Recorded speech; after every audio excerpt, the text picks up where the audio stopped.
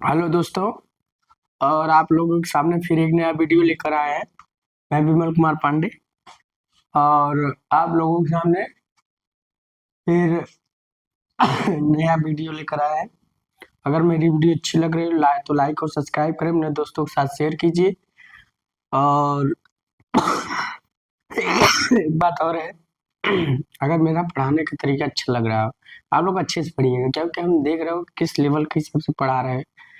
हिसाब से हाँ, बहुत ज़्यादा तो मैं नहीं कहता, मुझे बहुत जानकारी है। जो हमसे बन रहा है छोटा-मोटा, टूटा-फूटा, वो आपको पढ़ा देते हैं।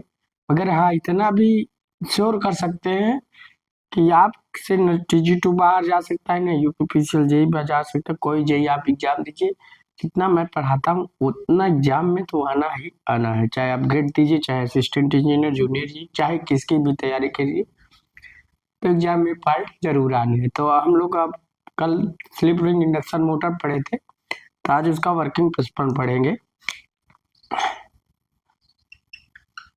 Working principle of three phase induction motor.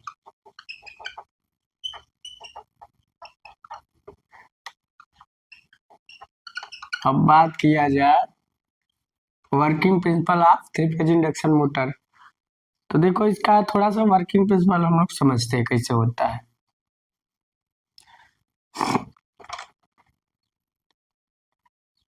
मान लीजिए आपने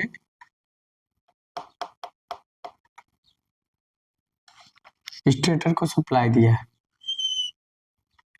यहाँ से थ्री फेज सप्लाई दिया जब स्टेटर को, ठीक, तो इसमें मैग्नेटिक फील्ड जनरेट हुआ है NS।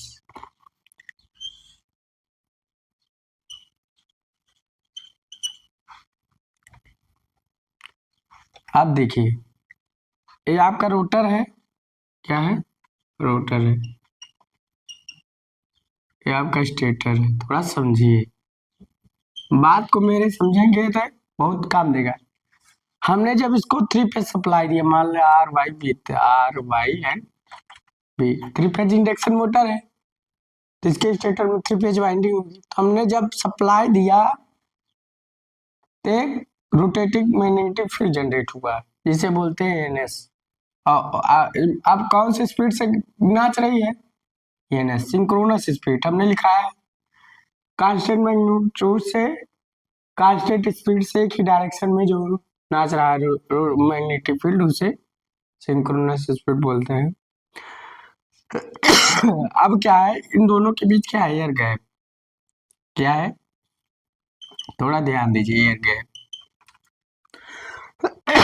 अब एयर गैप है यहाँ, अब क्या है, म्यूचुअल इंडक्शन आया। म्यूचुअल इंडक्शन एक बात कर सकते हैं। एयर गैप के थ्रू अब जो मैग्नेटिक फील्ड RMF जनरेट हुआ, इसे बोलता है RMF, रोटेटिंग मैग्नेटिक फील्ड या रोटेटिंग मैग्नेटिक फ्लक्स। जो फ्लक्स जनरेट हुआ वो भी रोटेटिंग मैग्नेटिक फ्लक्स या फील्ड या फ्लक्स, जो बोलिए। तो जो जनरेट हुआ वो इसमें कैसे आएगा? एयर गैप के थ्रू। वहां भी म्यूचुअल इंडक्शन नाम की घटना कैसे घटती है? एयर गैप के थ्रू, ध्रुव वाइंडिंग के बीच में कुछ न कुछ एयर गैप होगा। तो एयर गैप के थ्रू ये जो फ्लक्स यहाँ से ऐसे आते हुए रोटर चालकों को काटता है। जब रोटर चालकों, यहाँ फ्लक्स क्या है, अब जो रोटर चालक है इसमें रहेंगे, एक कंडक्टर मान लो होंगे, तो इस फ्लक्स को काटेंगे। अब फ्लक्स को काटेंगे तो ये प्रोपोर्शनल d∅/dt। कौन है? फैराडे का सेकंड लॉ है। और जब ही आया तो करंट आ गई। तो अब देखो करंट आ गई, सभी कंडक्टर चालकों को क्या आ गया? सेकंड केस में करंट आ गया। मगर इसमें इसका भी अब ये आया तो करंट आया, तो अभी करंट क्या है? मैग्नेटिक फील्ड जनरेट कर रहा है, अपना रोटर का मैग्नेटिक फील्ड जनरेट करेगा। मैग्नेटिक फील्ड जनरेट करेगा तो इसके रोटर की दिशा NR होगी, इस मैग्नेटिक फील्ड की दिशा अपोजिट होगी। अब देखो इसमें जो करंट फ्लो हो रहा है या इंड्यूस्ड EMF आया, जो वो किसके कारण है? फैराडे के सेकंड लॉ के कारण। तो इसकी दिशा फ्लेमिंग के राइट हैंड रूल से हम लोग ज्ञात करेंगे। फ्लेमिंग राइट हैंड रूल किसके ज्ञात करेंगे? फ्लेमिंग के राइट हैंड, जो इसमें इंड्यूस्ड ईएमएफ आएगा और जिसके कारण करंट फ्लो होगी। फ्लेमिंग के दोनों की दिशा फ्लेमिंग के राइट हैंड रूल के अनुसार ज्ञात करें। अब क्या होगा? अभी रोटर स्टेटर की दिशा में घूम नहीं रहा। अब क्या किया जाए? यहाँ लेंज बाबू लग गए। अब लेंज बाबू ने कहा, लेंज वैज्ञानिक ने कहा कि हम जिसके कारण उत्पन्न उसका विरोध करेंगे। तो उसने क्या कहा? ये रोटर के फील्ड ने कहा, हे स्टेटर, मैं तुम्हारे अपोजिट दिशा में काहे घूम रहा हूँ? मैं तुम्हारे दिशा में घूमूंगा। यहाँ लेंज बाबू लग गए। तो इसकी दिशा तब लगा, जब इसकी दिशा कैसे लगा? जब लेंज लॉ लग गए। अब लेंज लॉ क्या कहते हैं? जिसके कारण में उत्पन्न हुआ d∅dt। ये क्या है? वोल्टेज है। वोल्टेज क्या है? एक तरफ से फोर्स है। अब इसकी दिशा में लेंज लॉ लग जाएंगे। तब लेंज बाबू लग गए। थर्डी, लेंज बाबू ने कहा जिसके कारण हम उत्पन्न उसका विरोध करेंगे। तो इसका विरोध कर रहा है, तो इस पर एक टार्क लगा देंगे इसके कंडक्टरों पर। टार्क T2 या फोर्स अब इसके कंडक्टर फोर्स लगा देंगे। इसकी रोटेटिंग मैग्नेटिक फील्ड की दिशा अपोजिट हो जाएगी, मतलब स्टेटर की फील्ड की डायरेक्शन में। तब अभी जो फोर्स की दिशा है फ्लेमिंग के लेफ्ट हैंड रूल से ज्ञात करेंगे। फ्लेमिंग लेफ्ट हैंड रूल, थोड़ा ध्यान दीजिएगा। तब फ्लेमिंग का लेफ्ट हैंड रूल लग गया है। अब क्या है? जो रोटर का मैग्नेटिक फील्ड है स्टेटर के मैग्नेटिक फील्ड से घूमने लगता है। अब देखो यहाँ क्या है? इसका स्पीड। अब ये जो एनआर स्पीड होता है, अब देखो एनआर स्पीड सिंक्रोनस स्पीड से कम होता है। क्या होता है? सिंक्रोनस स्पीड से कम होता है। तो इस स्पीड को हम लोग कितना लिख सकते हैं? अब देखो इनके बीच में अब या तो इंटरएक्शन क्रिया के कारण इस पर एक फोर्स लगा T2 या फ्लेमिंग का, या तो लेंज लॉ लग गया। और लेंज लॉ लग गया तो हमारा जो रोटर के मैग्नेटिक फील्ड की दिशा है स्टेटर की मैग्नेटिक फील्ड दिशा में आ गई। तो फोर्स लग गया, फ्लेमिंग का लेफ्ट हैंड रूल लग गया। हमारा रोटर का मैग्नेटिक फील्ड स्टेटर के मैग्नेटिक फील्ड में दिशा में घूमने लगा। हमारा रोटर घूमने लगा। मगर बात यह है रोटर हमारा एनएस माइनस एनआर स्पीड से घूम रहा है। एनआर इस स्पीड से घूम रहा है, क्योंकि हमारा जो रोटर है वो सिंक्रोनस स्पीड के लगभग घूमता है, बराबर नहीं। अगर हम क्या करेंगे? अगर मान लीजिए हमारा रोटर का जो स्पीड है सिंक्रोनस के बराबर हो जाएगा तो जीरो हो जाएगा। और जीरो हो जाएगा तो टार्क जीरो हो गया। और टार्क जीरो हो गया, देखो T2 proportional phi two proportional I two proportional NS minus E2 proportional NS minus NR. थोड़ा ध्यान दीजिए। अब क्या है? शून्य हो गया तो टार्क शून्य हो गया। टार्क शून्य हो गया तो मोटर रुक जाएगी। तब जो टार्क लग रहा है वाला ये शून्य हो जाएगा, मोटर हमारी रुक जाएगी। तो हमारी जो रोटर की दिशा होती है वो लगभग सिंक्रोनस स्पीड से कम होती है, बराबर नहीं होती। क्योंकि अगर हम इसके बराबर कर देंगे, यहाँ एनएस माइनस एनआर क्या है? स्लिप स्पीड भी होती है। इसके मान लो स्लिप स्पीड से घूम रही है, ये आपकी स्लिप स्पीड भी मानी जाएगी। स्लिप स्पीड है, अभी सब बताएंगे स्लिप क्या होता है, सब चीज आपको। स्लिप स्पीड है, थोड़ा ध्यान दीजिएगा। तो थोड़ा मेरी बातों को आप लोग गौर कीजिएगा, मैं कहना क्या चाह रहा हूँ, आप लोग सुनना क्या चाह रहे हैं। तो क्या है? अब इन्हें देखो फिर से समझो। हमने मान लीजिए 3 फेज सप्लाई दिया, स्टेटर में रोटेटिंग मैग्नेटिक फील्ड जनरेट हो गया। उसके बाद क्या हुआ? एयर गैप होगा। अब यहाँ रोटेटिंग मैग्नेटिक फील्ड क्या होता है, फ्लक्स होता है, घूमता रहता है। भाई मैग्नेट की जहां बात आएगी वहां फ्लक्स आएगा, एक बात ध्यान लीजिए। तो फ्लक्स से यहाँ जनरेट हुआ वो भी आरएम रोटेटिंग में सिंक्रोनस स्पीड में। उसके बाद ये फ्लक्स एयर गैप से तो ये रोटर कंडक्टर को काटते हुए जैसे काटेगा लेंज बाबू ओ फैराडे का ला लग। सेकेंड स्टेप क्या है, फैराडे का ला लग जाएगा, ये आ जाएगा, ये आ जाएगा तो करंट आएगा। इसमें करंट आ गया, इसकी दिशा या ईएमएफ की दिशा फ्लेमिंग के राइट हैंड रूल से ज्ञात करेंगे। अपोजिट डायरेक्शन में नारे एक रोटर का मैग्नेटिक फील्ड जनरेट हो जाएगा। अब बात किया जाए उसके बाद क्या होगा। अब भाई अपोजिट दिशा में तो घूम सकती नहीं, अपोजिट दिशा में तो घूम सकती नहीं, तो क्या होगा, तो यहाँ क्या हुआ, लेंज बाबू कहे हम जिसके कारण उत्पन्न उसका इसी का विरोध करें। क्या हम इसके कारण इसका विरोध करेंगे, तो इसको इस दिशा में लेंज के अनुसार इस दिशा में कर दिया। या रोटर और रोटर स्टेटर के इंटरएक्शन के कारण इसकी मैग्नेटिक फील्ड दिशा इधर हो गई, इस पर टार्क लग गया या फोर्स लग गया। इस टार्क फोर्स की दिशा फ्लेमिंग के लेफ्ट हैंड रूल से हम लोग ज्ञात करेंगे। अब हमारा रोटर का मैग्नेटिक फील्ड स्टेटर की मैग्नेटिक फील्ड की दिशा में घूमने लगा, तब हमारा रोटर क्या है, सिंक्रोनस स्पीड, लगभग सिंक्रोनस स्पीड से घूमता है, मगर यहाँ एनएस माइनस एनआर स्पीड से घूमेगा।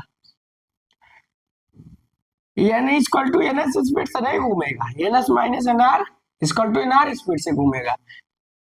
अगर इसकी स्पीड इसके बराबर कर देंगे ना, तो यहाँ क्या होगा, जो डिफरेंस है वो शून्य हो जाएगा, तो टार्क शून्य हो जाएगा, जो टार्क लग रहा है इस पर जो घुमा रहा है इसे, और शून्य होगा तो हमारा रोटर रुक जाएगा। ये एग्जाम पूछता है, और जो हमें सब बता रहे हैं ना सारा पूछता है, इसमें से कुछ छूटेगा नहीं, याद रखिएगा। तो हमारा जो इंडक्शन मोटर का वर्किंग प्रिंसिपल है यही है और कुछ नहीं है, यही है, आपको यही समझना है कि कैसे घूम रहा है, ये आपको दिमाग में ठान लेना है। तो आप इसको बनाना चाहे तो बना लीजिए 1 मिनट के लिए, तो हम आगे इसके बारे में डिटेल्स आए कि एक पॉइंट लिखा देते हैं, बना लीजिए थोड़ा, समझ रहे हो क्या। देखो कोई चीज पढ़ो अच्छे से पढ़ो। पहला स्टेप है म्यूचुअल इंडक्शन। म्यूचुअल इंडक्शन के कारण हमारा क्या है, म्यूचुअल इंडक्शन के कारण हमारा क्या है, ईएमएफ जनरेट हो रहा है, मगर उसके पहले जब फ्लक्स हमारा क्या हुआ, ईएमएफ कैसे जनरेट हुआ, उसके पहले फैराडे बाबू लग गए। फैराडे बाबू क्या है, हम जब मान प्लस कट किया तो हम ई जनरेट कर देंगे, जनरेट कर देंगे तो आई आ जाए। उसके बाद म्यूचुअल इंडक्शन लग गया, फिर उसके बाद क्या होगा, कहा लेंज बाबू आ गए। लेंज ने कहा अरे हम इसके कारण उत्पन्न हुए, हम ऐसे कैसे होंगे, अपोजिट हो जाएंगे यार, रोटर और स्टेटर का इंटरएक्शन के कारण इसकी दिशा इधर हो जाए, इस पर टार्क लग जाएगा। तो टार्क की दिशा फ्लेमिंग के लेफ्ट हैंड रूल से ज्ञात की जाती है, ये याद रखिए। उसके बाद घूमने लगता है कि कौन सी स्पीड से, एनएस माइनस एनआर या एनआर स्पीड से घूमती है, लगभग सिंक्रोनस स्पीड से। एब्सोल्यूट स्पीड इसको बोलते हैं, सापेक्ष गति बोलते हैं। पूछता है अगर एब्सोल्यूट स्पीड शून्य हो गई तो एनआर शून्य हो जाएगा, तो टार्क शून्य हो जाएगा। तो पूरा 3 फेज इंडक्शन मोटर का वर्किंग प्रिंसिपल सेम लगभग यही होता है। उठा लिए होंगे आप लोग, हम लोग चलते हैं, इसको मिटा दे, सारी आप लोगों को समझ में आ गया होगा।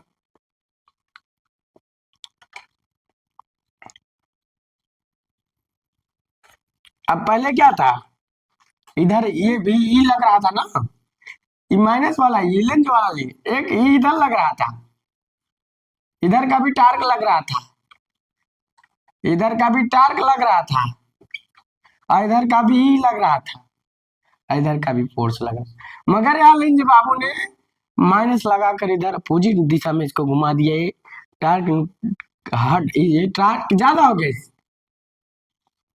तो ये टार्क अपोजिट जो लग रहा था, ये टार्क इसके दिशा में लगा, ये टार्क न्यूट्रलाइज हो गया, हमारा रोटर घूमने लगा। अब हम लोग लिखाते हैं क्या, स्टेप बाय शार्ट लिखाते हैं, आप लोग समझ जाएंगे। तो इसको हम थोड़ा सा डिलीट कर देते हैं आप लोग।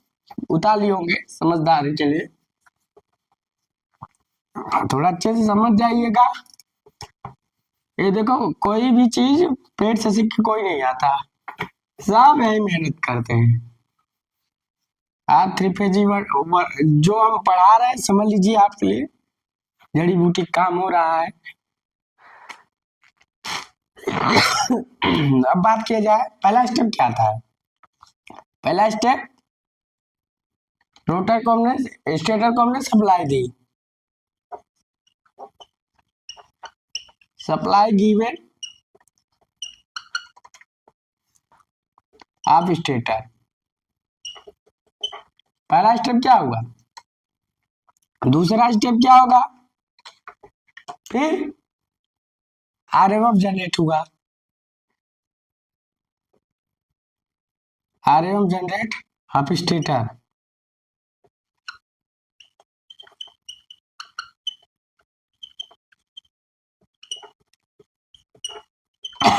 स्टेटर। तीसरी बात करेंगे, क्या लगा? फैराडे का सेकंड लॉ लगा, Faraday second law, second law, second law.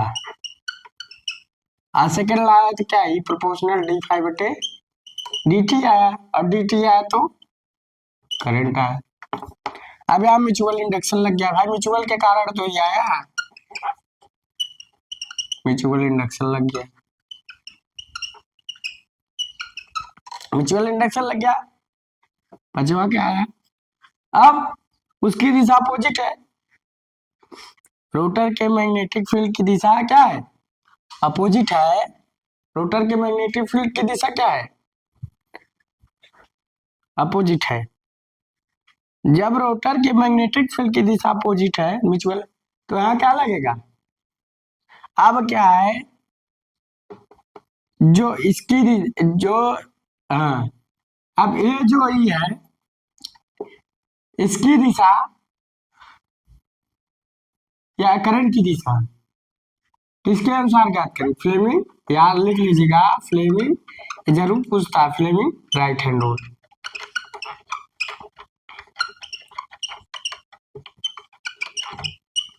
तो फ्लेमिंग राइट हैंड रूल के अनुसार ज्ञात करें। उसके बाद उसका अपोजिट, अब इनको इधर घुमाना है ना, स्टेटर मैग्नेटिक फील्ड, तो लेंज लॉ लग गया, लेंज लॉ या लेंज लॉ या रोटर स्टेटर के इंटरैक्शन के कारण, रोटर एंड स्टेटर इंटरैक्शन। अब इंटरैक्शन किसके बेस में, वो तो लिखना है, इंटरैक्शन वर्क, इंटरैक्शन वर्क। तो क्या लगा? अब इसी कारण उत्पन्न हुआ है तो इसका विरोध करेगा भाई, तो क्या होगा? हम लोग क्या लगा देंगे? माइनस लगा देंगे, इसी कारण उत्पन्न हुआ, तो यहाँ माइनस लग जाएगा, तब क्या होगा? माइनस लग जाएगा। अब इसमें माइनस आ जाएगा एक तरफ से, आप मानिए, तब यहाँ लेंज के अनुसार लग। अब टार्क जनरेट होगा, क्या होगा? अपोजिट टार्क T2 जनरेट होगा, तो यहाँ T2 इक्वल टू माइनस ही लिख सकते हो, क्योंकि लेंज जला लग गया। अब या तो इसे फोर्स लिख सकते हो एक तरफ से अपने हिसाब, इसकी दिशा फ्लेमिंग के लेफ्ट हैंड रूल से, याद रखिएगा, फ्लेमिंग लेफ्ट हैंड रूल,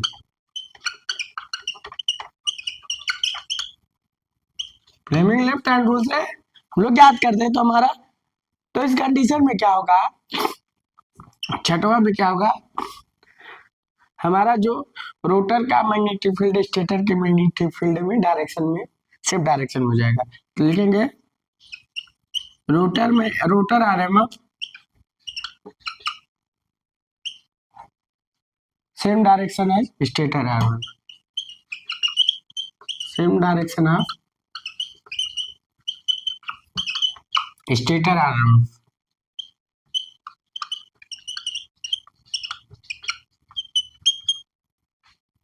तो उसके दिशा में हो जाएगा, तो हमारा जो रोटर है वो लेस देन सिंक्रोनस स्पीड से घूमेगा। तो रोटर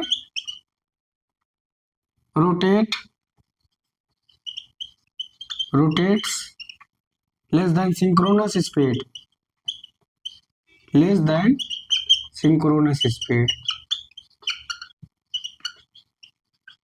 synchronous speed ऊपर वाला लिख लिए होंगे, थोड़ा सा ऊपर वाला लीजिए।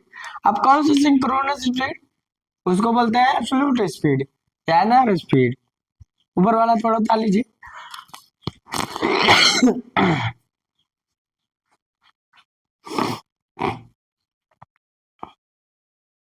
देखो तो यार 3 चीज आएगा। अब हम पहले इसको लिखा रहे हैं, उसके बाद एक स्टेप बाय करके कैसे आया है, कैसे थारा जनरेट हुआ है। तो ऊपर का आप लोग लिख लिए होंगे सप्लाई या तो हमारा रोटर जो घूम रहा है, थोड़ा सा इसको मिटा देते हैं बस। हमारा जो रोटर घूम रहा है वो कौन से स्पीड से, रोटर स्पीड एक तरफ से लिखेंगे, रोटर स्पीड तो क्या लिखेंगे, एन आर या proportional NS minus N R. इस स्पीड से घूम रहा है, इसको बोलते हैं एब्सोल्यूट स्पीड, सापेक्ष गति स्पीड, क्या बोलते हैं, सापेक्ष गति। अब एक फार्मूला लग देते हैं, T2/2 E2 proportional I2 proportional NS minus NR। अब इसको हम लोग स्लिप स्पीड भी बोलते हैं। NS माइनस NR को क्या बोलते हैं, स्लिप स्पीड बोलते हैं। तो आपका वर्किंग प्रिंसिपल समझ में आ गया होगा। ये वर्किंग प्रिंसिपल होता क्या है, कैसे हम लोग स्टेप बाय स्टेप करके जनरेट कर रहा है। तो अगर कंडीशन बनाना चाहे तो वो भी बना देते हैं, उसको उतार लीजिए आप लोग।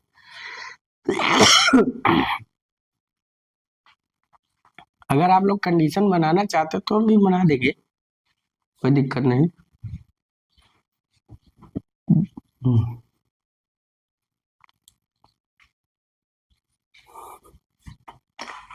ये चीज याद रखिएगा, पूछ लेता है जो ईएमएफ जनरेट हुआ, जो करंट जनरेट हुआ, उसकी दिशा किसके अनुसार, फ्लेमिंग राइट हैंड रूल के अनुसार पूछता है। आप देखिएगा कहीं ना कहीं जरूर पूछे। उसके बाद हमारा रोटर स्टेटर की दिशा में घुमा कैसे, लेंस जला लग गया या रोटर का स्टेटर का इंटरएक्शन क्या है, T2 फोर्स लग गया, जिसकी दिशा फ्लेमिंग के लेफ्ट हैंड रूल के अनुसार जाती है। तो ये चीज याद रखिएगा, ये जरूर पूछता है। 3 का यहाँ 3 नियम लगा, एक फैराडे लॉ और दूसरा म्यूचुअल इंडक्शन, तीसरा फ्लेमिंग का राइट हैंड रूल, चौथा फ्लेमिंग का लेफ्ट हैंड लेंज लॉ, फिर फ्लेमिंग का लेफ्ट हैंड रूल। तो इसको हम अब आप लोग नीचे वाले उतार लिए होंगे, तो थोड़ा सा हम और थोड़ा सा इसको और अच्छे से लिखवाते हैं, सेटिस्फाइड करके आप लोग सेटिस्फाई हो जाएंगे, एकदम दिमाग में बैठ जाएगा। तो पहला फैराडे लॉ, फैराडे लॉ क्या है, ई है, फैराडे लॉ का ई आएगा, आई आया तो करंट है, थोड़ा ध्यान दीजिए, ई आया तो करंट आया। दूसरा क्या है, फैराडे बाबू लग गए। उसके बाद Fleming right hand rule, Fleming right hand rule, Fleming right hand rule आ गया, जिसके अनुसार करंट की दिशा हम लोग ज्ञात कर सकते। उसके बाद क्या है, या ऐसे ऐसे तीर बनाते जाओ। उसके बाद क्या है, उसके बाद आपका आया लेंज लॉ, क्या है, लेंज बाबू आ गए, लेंज लॉ। लेंज लॉ के बाद क्या है, Fleming left hand rule, left hand rule. बस कहानी खत्म। आप तीनों चीज बनाना चाहते हो तो बना सकते हो। मान लो यहाँ स्टेटर मैग्नेटिक फील्ड लेने सा, ये क्या है, अभी करंट नहीं फ्लो हो रही थी। अभी सिर्फ क्या था, एयर गैप था इन दोनों के बीच। हमने सप्लाई दी थी R Y B first condition. हमने क्या किया, एयर गैप था, एयर गैप। अभी इसमें करंट कोई फ्लो नहीं। सेकंड में क्या आया, जब फराडे का लॉ लग गया, किसका लॉ लग गया, फराडे बाबू का लॉ लग गया इस एयर गैप से। अब ये जो एनएस क्या होता है, ये भी फ्लक्स होता है, आरएमएफ फ्लक्स होता है, लिख सकते हैं आरएमएफ प्लस। इसको मिटाकर थोड़ा उस ऊपर वाला लिख लिए होंगे, इसको भी लिख लीजिए, बनाते हैं एक। आज आपके दिमाग में घुसेड़ दे, आपके दिमाग में एकदम बैठा देना है।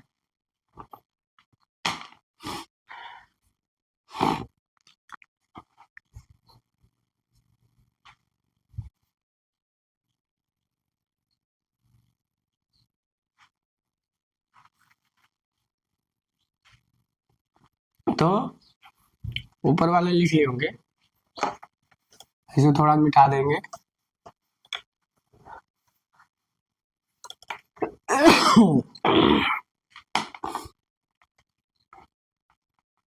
इसको उतार लिए होंगे। तो हम लोग तीनों कंडीशन बनाते हैं पहले, थोड़ा सा समझने के लिए, जना आपके दिमाग में बैठा रहे।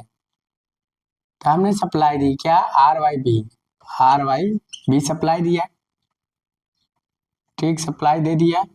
तो यहाँ एक RMF rotate magnetic field INS जो सिंक्रोनस स्पीड से घूम रहा है।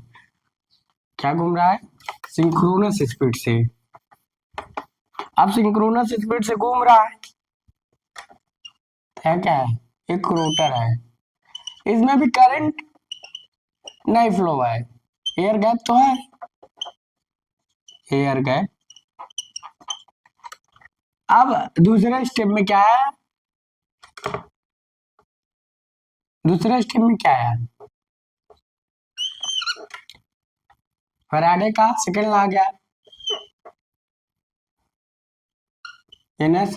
जब फैराडे का सेकंड लॉ आ गया तो भाई करंट तो आ ही जाएगा, कंडक्टर में करंट आ ही जाएगा भाई, फ्लक्स कट गया ना। इस एयर गैप से हमारा फ्लक्स इधर होता हुआ ऐसे आ रहा है, तो करंट लग गया, तो हमारा एक क्या है, फैराडे सेकंड लॉ लग गया। किसका लॉ लग गया, यहाँ फैराडे सेकंड लॉ,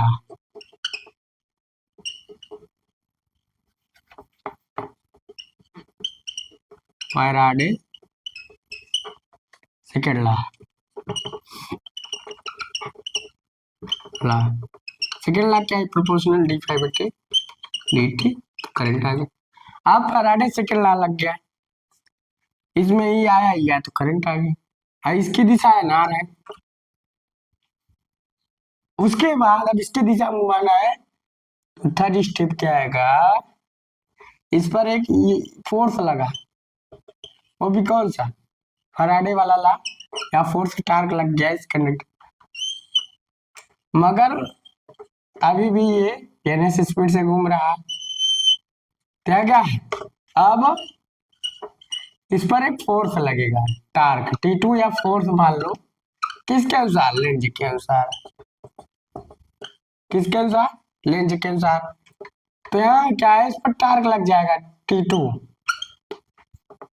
ठीक, या फोर्स, ठीक। तब यहाँ ये ना इसके दिशा में, नस की दिशा में घूमने, यहाँ लेंज बाबू लग जाएंगे, लेंज ला, या जब लेंज ला लग गया तो जो फोर्स लगा इसकी दिशा फ्लेमिंग के किसके अनुसार ज्ञात करेंगे, फ्लेमिंग के राइट हैंड रूल के, फ्लेमिंग के लेफ्ट हैंड रूल के, तो लेंज ला लग गया, याद बना लीजिए। इसके बाद यह है,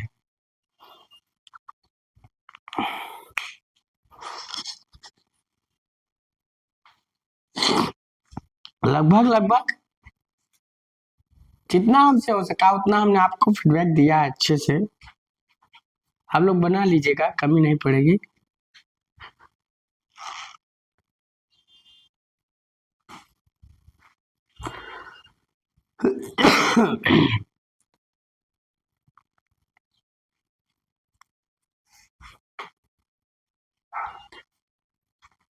एक कहावत है, मत कर इतना गुरूर अपने हाथ की लकीरों पर, अरे तकदीर तो उनके भी होते जिनके हाथ नहीं होते। तो आप लोग मेहनत करके अच्छा अच्छा थ्योरी डेवलप कर सकते हैं। ये थ्योरी अपने आप में डेवलप करना पड़ता है, कोई पेड़ से सीख के आता नहीं। हम लोग मेहनत करेंगे तो अच्छे से अच्छा थ्योरी, अच्छे से अच्छा चीज डेवलप कर सकते हैं। बहुत बड़ी चीजें ही नहीं है आपके लिए, जो मनुष्य ही सब कुछ कर सकता है। ये भगवान ने सबसे खूबसूरत प्राणी इंसान ही बनाया है, और हर चीज वो कर सकता है। इसलिए हम लोग अच्छे से अपने आप को समझे कि मैं क्या हूँ, किस लिए मुझे बनाया गया। तो आप समझ गए होंगे कैसे प्रोसेस चल रहा है हमारा थ्री फेज इंडक्शन मोटर का। आज आप क्वेश्चन इसका निकालेंगे थोड़ा सा।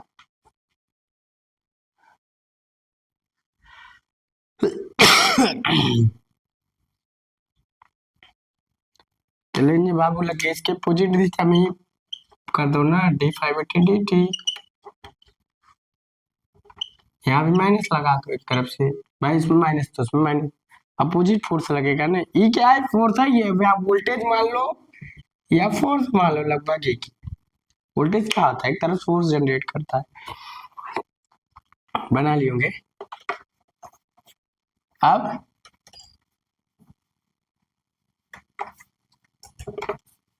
Output equation of three phase induction motor.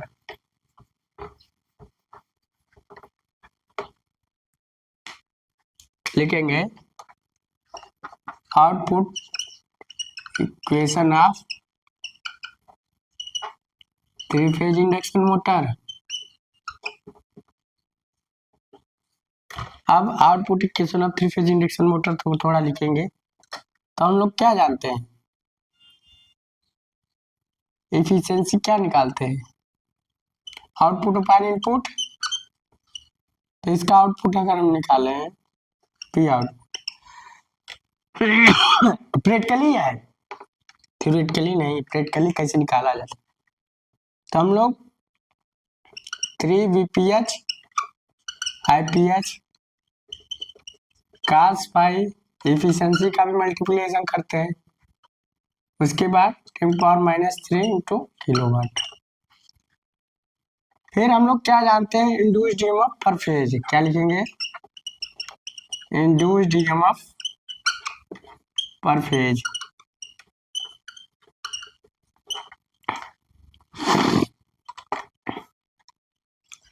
हम लोग क्या जानते हैं, VPH, इसको VPH इक्वल टू मान लेते हैं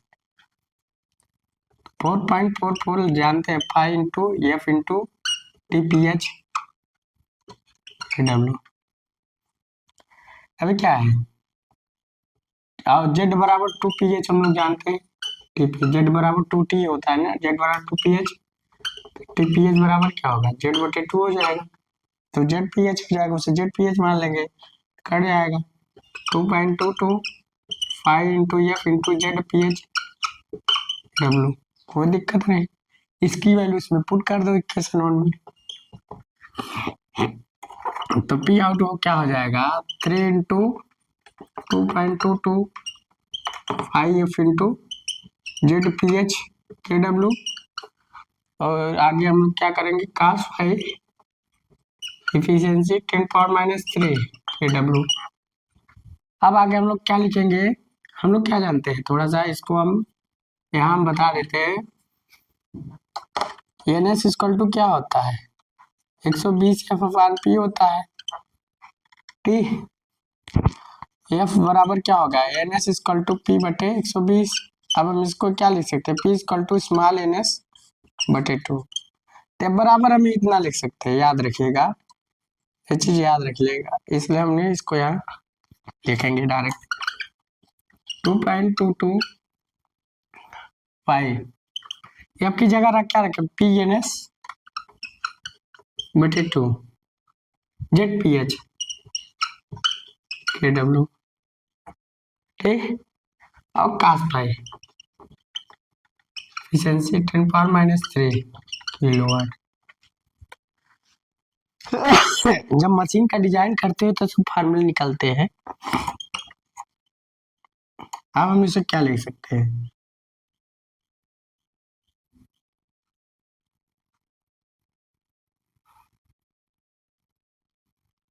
तो 1.11 लिख सकते हैं। P5 3 ZPH IPH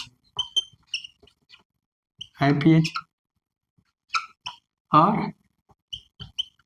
cos 5 kilowatt efficiency और ENS 10⁻³ किलोवाट।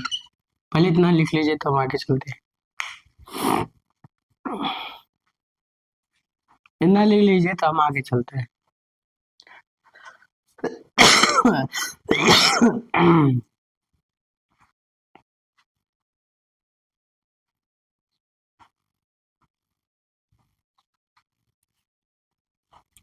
आप लोगों को ऐसा इंडक्शन मोटर पढ़ लो कि याद रहे कि यहाँ इंडक्शन मोटर पढ़े हो।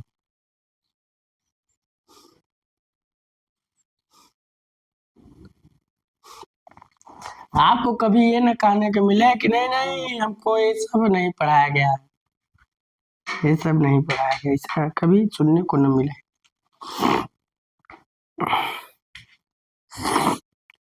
एक आप है, एक मैं हूँ, एक मार्कर है, एक ब्लैक बोर्ड और तीसरा इसमें किसी का इन्वॉल्व नहीं है। हम लोग समझ रहे हो किस हिसाब से आपको पढ़ाया जा रहा है। ना तो मैं किसी का कॉपी पेस्ट कर रहा हूँ कि मैं कॉपी पेस्ट कर दे रहा हूँ कुछ।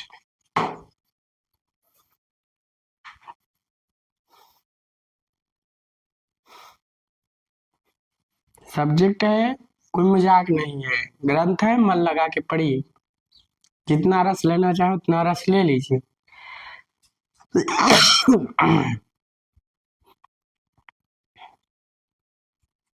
क्योंकि हमने स्टेप बाय स्टेप करके पढ़ा रहे थे पेज इंडक्शन मोटर को। ऊपर ताली होंगे ना तो ताली ले होंगे।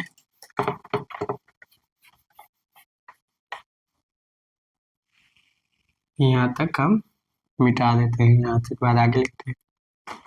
अब इसको हम क्या लिख सकते हैं? P5 को हम लिख सकते हैं B एवरेज पाई DL।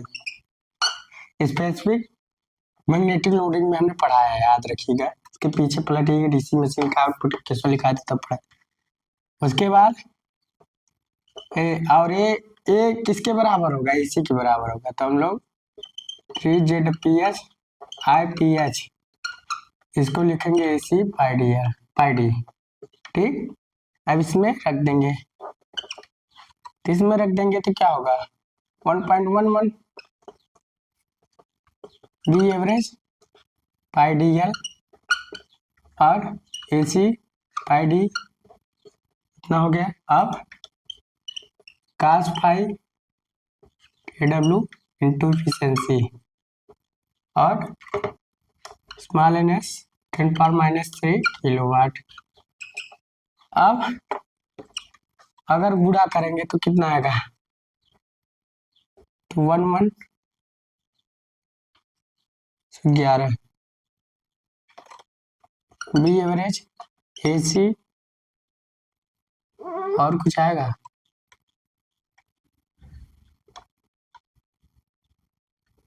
पाई स्क्वायर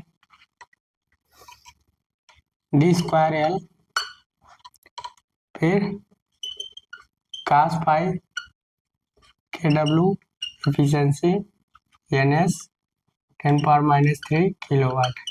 अब ये आपका पूरा हो जाएगा 11, तो ये आपका C0 हो जाएगा और ये हो जाएगा D²L NS KW और AP आउटपुट हो जाएगा।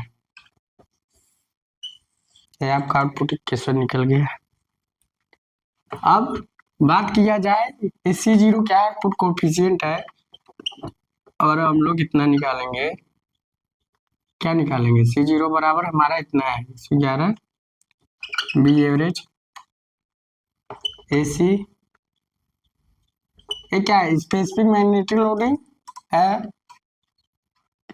स्पेसिफिक इलेक्ट्रिक लोडिंग और क्या है? पाई स्क्वायर और cos 5 क्या क्या आ रहा है वो याद करना है इसमें। KW एफिशिएंसी और 10⁻³ किलोवाट भी है।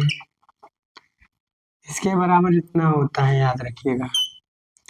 अब C0 क्या बोलते हैं? Output coefficient.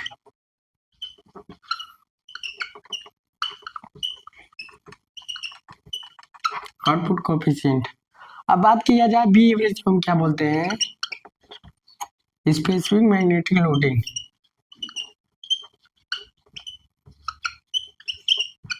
मैग्नेटिक लोडिंग, इसकी वैल्यू कितनी होती है? 0.3 to 0.65 weber per metre square. याद रखिएगा, पर वाला उतार लीजिए। अब एसी को क्या बोलते हैं? Specific electric loading, magnet loading बोलते हैं। इसको उतार लीजिए।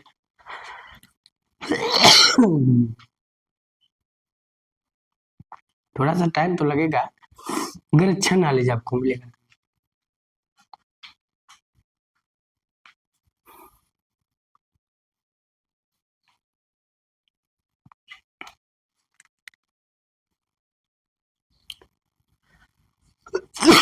ऊपर वाला ताली होंगे थोड़ा सा यहाँ तक।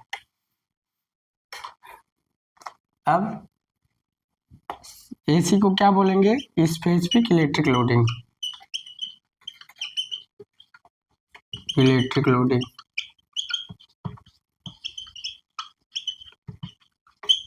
इसकी वैल्यू कितनी होती है एसी की? अगर लिखना चाहे तो क्या लिख दीजिए? एसी की वैल्यू होती है 10,000 टू 45,000। कितनी? 45,000 एम्पियर टन पर मीटर। ठीक है, ये पूछता है, ये चीज पूछ लेता है, याद रखिएगा ये सब। इसलिए मैं लिखा रहा हूँ, ऐसा कुछ नहीं होएगा कि नहीं पूछेगा, पूछ सकता है। अब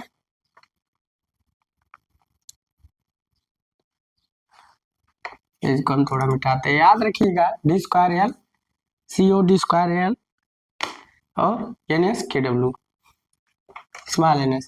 अब कोर लेंथ पोल पिच, एक रेशियो होता है। रेशियो किसका पूछता है? Core length and pole pitch, tau. Tau बराबर क्या होता है? पाई डी अपान, याद रखिएगा, पूछता है।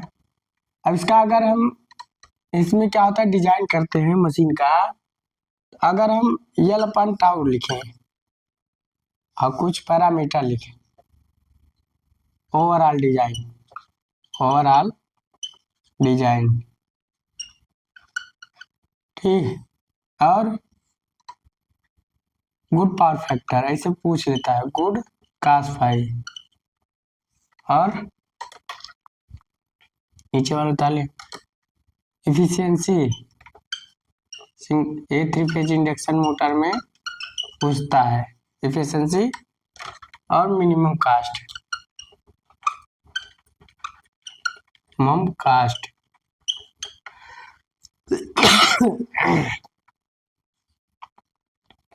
ठीक, तो ओवरऑल डिजाइन में एक रहेगा, गुड cos फाई में 1 to 1.25, एफिशिएंसी 1.5 रहेगी, मिनिमम कास्ट 1.5 to 2 रहेगा। ये चीज याद रखिएगा, हर जगह पूछता है।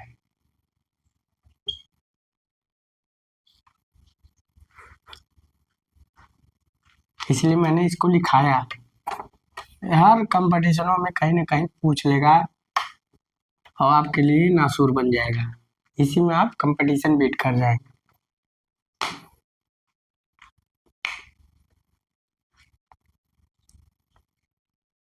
पैरामीटर यहाँ लिख दे, पैरामीटर, पैरामीटर, ये सब पैरामीटर है। बराबर। तो अगर मेरी वीडियो अच्छी लग रही हो, मैंने अच्छा जो पढ़ा है अच्छा आपको आ रहा है, तो लाइक और सब्सक्राइब करें, दोस्तों शेयर करें। So thanks.